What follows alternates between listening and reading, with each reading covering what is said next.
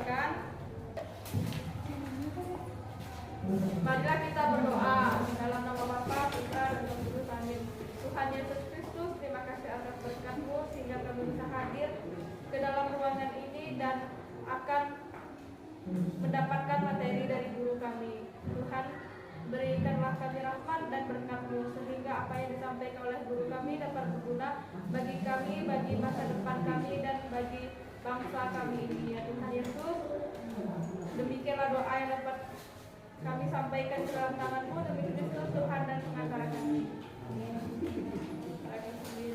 Nah, Ibu kan sudah bilang minggu lalu pelajaran kita minggu ini yaitu tentang otonomi daerah.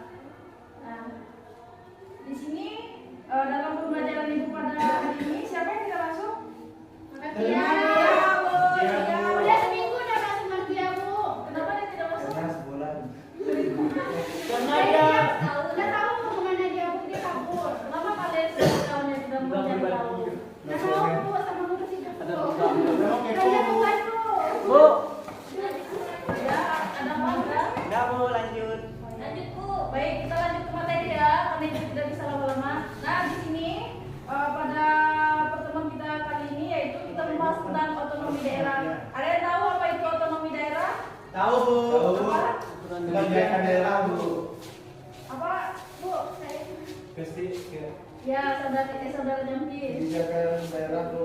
Kebijakan daerah, ya. Peraturan Kayak Bu, peraturan daerah. kayak Bu, Peraturan daerah. hak yang dimiliki oleh pemerintah daerah yang telah diberikan oleh pemerintah pusat itu. Bu, nama depan kok kasihkan artinya Bu. Ya benar. Jawabannya benar semua ya. Nah, Ya, Bu. di sini ada dua artian yang Ibu ambil ya dalam pengertian otonomi daerah itu sendiri. Yang pertama itu seperti kita tahu sendiri, otonomi daerah itu hak, wewenang, kewajiban yang diberikan kepada daerah otonom untuk mengatur dan mengurus sendiri urusan pemerintah dan kepentingan masyarakat. Nah, kita ambil kesimpulannya aja ya, biar murid-murid Ya, Bu. atau kita semua di sini bisa paham gitu. Nah, otonomi daerah itu seperti wewenang yang dikasih dari pemerintah pusat ke kita untuk mengatur diri kita sendiri atau pemerintah daerah kita sendiri gitu. Nah, yang Ibu katakan ini berlandaskan undang-undang ya. Ibu tidak mengada-ngada seperti itu. Jadi Ibu cantumkan juga undang-undang di sini. Berdasarkan Undang-Undang Nomor 32 Tahun 2004 tentang Pemerintahan Daerah atau Undang-Undang Nomor 32. Nah, definisi otonom sendiri itu otonomi daerah adalah hak, wewenang dan kewajiban daerah otonom untuk mengatur dan mengurus sendiri urusan pemerintah dan kepentingan masyarakat setempat sesuai dengan peraturan perundang-undangan. Ya. Nah, ya. Jadi dalam mengatur daerahnya sendiri itu harus berlandaskan aturan-aturan yang ada di dalam undang-undang itu sendiri seperti itu. Nah, apa pentingnya adanya otonomi daerah ini sendiri? Apakah ada yang tahu? Kayak Bu, agar pembangunan di daerah tersebut di Indonesia sendiri itu merata Bu. Ya. Ada yang lain? Ya Bu, Apa? itu memajukan pembangunan di daerah Bu. Ya, ada yang lain? Baik sendiri mengembangkan daerahnya sendiri agar dia tidak terpaku pada pemerintah pusat seperti itu. Nah, selanjutnya yaitu kewenangan yang diatur oleh pemerintah pusat, yang diatur oleh pemerintah pusat seperti itu. Nah, hubungan luar negeri itu juga pemerintah pusat yang masih campur tangan seperti itu di daerah. Kemudian ada moneter dan keuangan, ini juga masih pemerintah pusat masih bertanggung jawab atas pemerintah daerah mengenai keuangan dan moneter. Ada yang tahu moneter itu apa? Krisis keuangan Bu. Benar, tapi kurang tepat ya. Ada yang tahu moneter itu apa?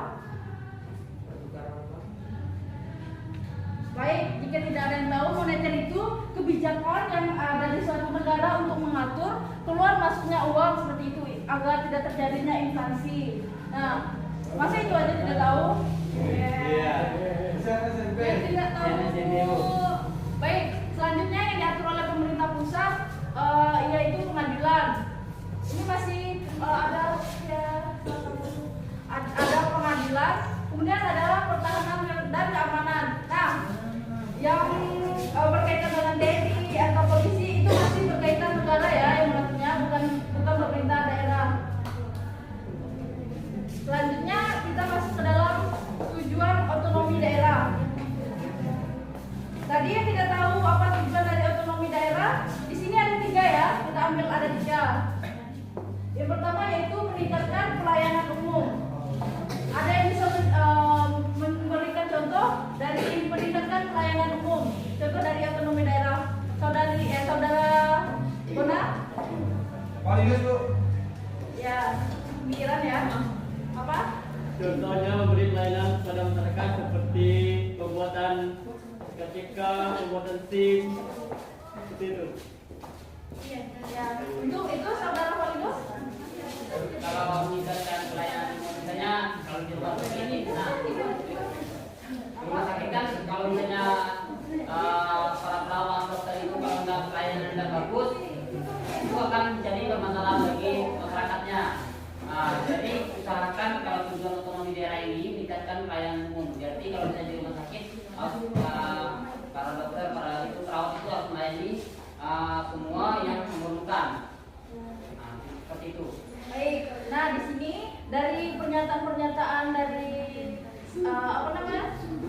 Bona sama Palinus kita bisa simpulkan bahwa otonomi daerah ini sendiri seperti lebih tahu gitu keadaan masyarakat yang ada di daerah itu sendiri seperti itu. Nah, kan tidak mungkin pemerintah pusat itu selalu pemerintah pusat itu tahu kondisi yang ada di daerah itu sendiri. Jadi perlu adanya otonomi daerah ini sendiri untuk meningkatkan pelayanan umum seperti itu. Nah, kemudian yaitu meningkatkan kesejahteraan masyarakat. Ada yang tahu contohnya? Meningkatkan kesejahteraan masyarakat dari tujuan dari otonomi ini sendiri. Coba pembangunan tuh. Ya. Selain itu, memperhatikan masyarakat yang tidak mampu Bu atau kurang mampu. Kayak misalnya kasih bansos. nah, baik. Terima kasih atas jawabannya. Di sini benar sekali ya jawaban dari Rani sama saudara Helmi bahwa untuk mensejahterakan masyarakatnya ini jika dipandang dari segi ekonominya untuk memberikan bantuan harus tahu kan kondisi real di lapangannya. Jadi dari pemerintah daerah sendiri turun tangan ke daerah masing-masing untuk mendata seperti itu. Nah, selanjutnya yaitu meningkatkan daya saing daerah. Ada yang tahu maksudnya di sini apa? Meningkatkan daya saing daerah. Saudara Devi? Apa? Kalau meningkatkan daya saing daerah kalau menurut saya itu biasanya kalau di daerah-daerah itu kan tingkat ekonominya kan rendah nih. Nah, jadi untuk meningkatkan daya saing daerah, jadi daerah itu dibangun gitu sesuai dengan yang kurang mampu gitu. Iya, benar. Nah, saya simpulkan itu ya.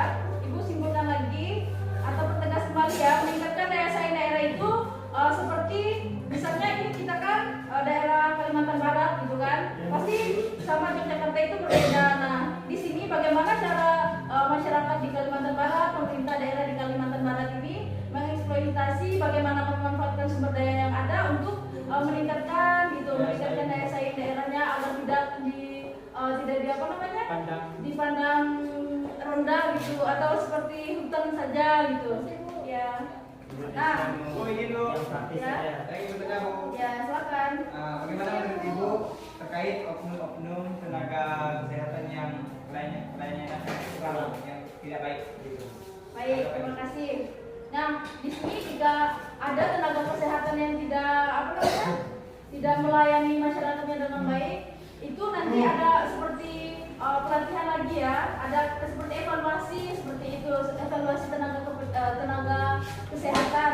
Jadi ketahuan nanti bagaimana dia melayani masyarakatnya, bagaimana cara dia melayani masyarakatnya, sehingga nanti ada aturan-aturan yang berlaku sehingga bisa ditegur dari atasannya seperti ya. Proses laporannya bagaimana Bu? Proses laporannya ya bisa seperti laporan polisi ya.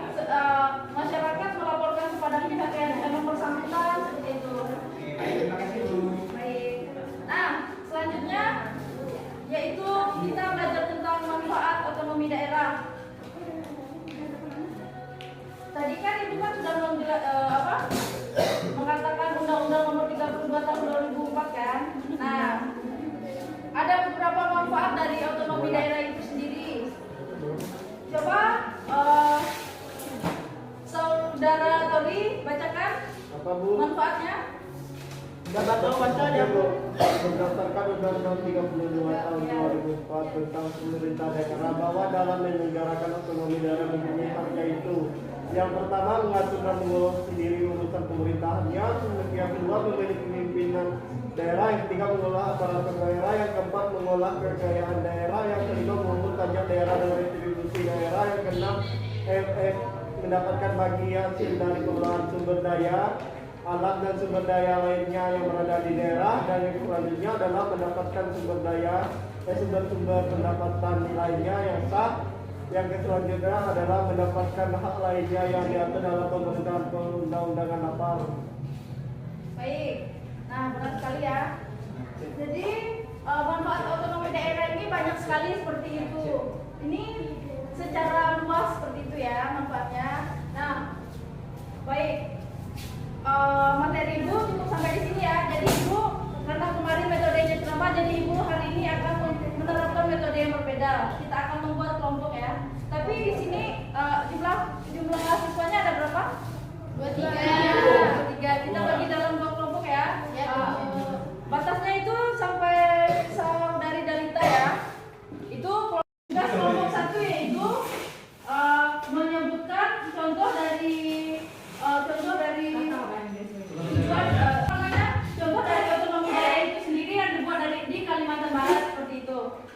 Nah, kemudian kelompok 2 memberikan manfaat dari setelah kelompok 1 memberikan argumennya, kelompok 2 itu memberikan tanggapan manfaat dari otonomi yang diberikan dari kelompok 1 seperti itu. 1 orang aja ya. Nah, dari kelompok 1 siapa?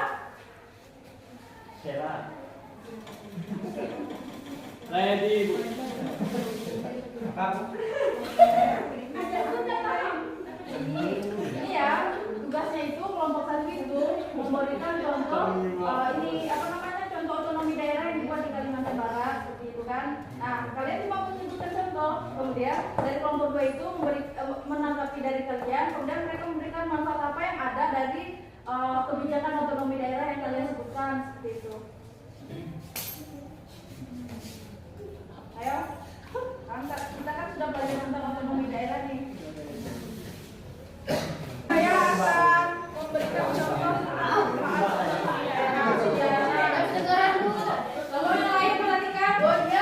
Saya akan menjelaskan kalau dari kelompok kelompok kami ingin menjelaskan bahwa manfaat otonomi daerah itu bisa dari jauh kan Bu, contohnya itu Papua Bu, dia dapat otonomi daerah khusus di mana mereka bisa menjalankan pemerintahannya sendiri seperti itu Bu. Mereka kan pariwisatanya itu tinggi Bu, jadi mereka mendapatkan hak untuk mengurus daerahnya sendiri seperti itu. Baik, di sini Ibu tegaskan dulu ya bahwa tadi kan Ibu kan bilangnya Kalimantan Barat kan. Kenapa? Karena mereka memberikan contoh di luar provinsi Kalimantan Barat seperti itu. Jadi tidak apa. Nah, selanjutnya itu dari kelompok 2 sendiri tanggapannya Manfaat kan Bu? Ya. Manfaat dari ada tambang freeport di area Papua kan Bu? Ya. Silakan yang mau jawab. Saya Bu, itu yang pertama menambah pendapatan di daerah tersebut gitu Bu, dan biar kita juga emas-emasnya tidak ngambil dari negara luar. Itu aja, terima kasih. Sampai situ ya materi kita pada hari ini. Ya Bu. Sebelum Ibu mengakhirinya, Ibu ada pesan atau motivasi kepada kita semua belajar lebih giat lagi ya, karena pendidikan itu sangat penting untuk generasi yang akan datang atau untuk menghadapi era-era di zaman ini seperti kemajuan teknologi. Jadi penting adanya pendidikan seperti itu. Baik, sebelum kita mengakhiri, tadi kan dibuka dengan doa, sekarang kita akan menutup dengan doa untuk saudari Siska